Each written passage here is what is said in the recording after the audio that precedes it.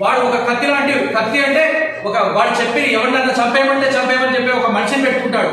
ఆ నాయకుడికి తెలియాల్సిన విషయం ఏంటంటే ఆ మనిషికి వాడికి చంపడమే తెలుసు, వాడు రేపు తిరిగి వచ్చి వీడిని కూడా చంపుతాడన్న విషయం నాయకుడు మర్చిపోతున్నాడు.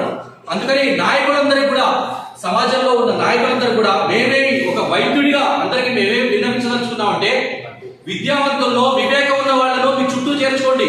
సమాజంలో అర్థవంతమైన చర్చ తీసుకొచ్చే వాళ్ళని మీరు ప్రోత్సహించండి. కానీ మీ అందరికీ వాళ్ళ స్వార్థ ప్రయోజనాల కోసం, వాళ్ళ దురాశలు తీర్చుకోవడానికి ఇక్కడ ఉన్నంత కాలం ఈ వ్యవస్థ మారదు అని తెలియజేస్తూ, ఆఖరిగా ఇక్కడ ఉన్న ప్రతి కార్యకర్తకు మరియు ప్రతి వామపక్ష భావజాలం ఉన్న ప్రతి ఒక్కరికి విన్నవించదలుచుకున్నాము. మీరు రాజకీయాల్లో ఉంటే ఎక్కడైతే రవీంద్రనాథ్ ఠాగూర్ గారు చెప్పినట్టు ఎక్కడైతే మనసు నిర్భయంగా ఉంటుందో, ఎక్కడైతే ప్రతి మనిషి సగర్వంగా తలెత్తుకొని తిరుగుతాడో, ఎక్కడైతే మన చదువు విజ్ఞానం మూఢనమ్మకాలతో మగ్గిపోదో, ఎక్కడైతే మనుషులు వ్యవస్థలుగానో వర్గాలుగానో విడిపై కొట్టుకోరో, ఎక్కడైతే ఒక మనిషి సాటి మనిషిని దోచుకోడో, ఈ ప్రపంచాన్ని అటువైపు నడిపే దిశగా ప్రతి కార్యకర్త పార్టీలకు అతీతంగా ఆ నాయకుల మాయలో పడకుండా ప్రతి కార్యకర్త అటువంటి భావజాలం వచ్చినట్టయితే మన భారతదేశం నిజంగా అభివృద్ధి చెందుతుందని తెలియజేస్తూ, ముందుగా దీనికి మా అందరికీ మద్దతు తెలిపిన కార్మిక సోదరులందరికీ చేతులు జోడించి నమస్కారం తెలియజేస్తున్నాను.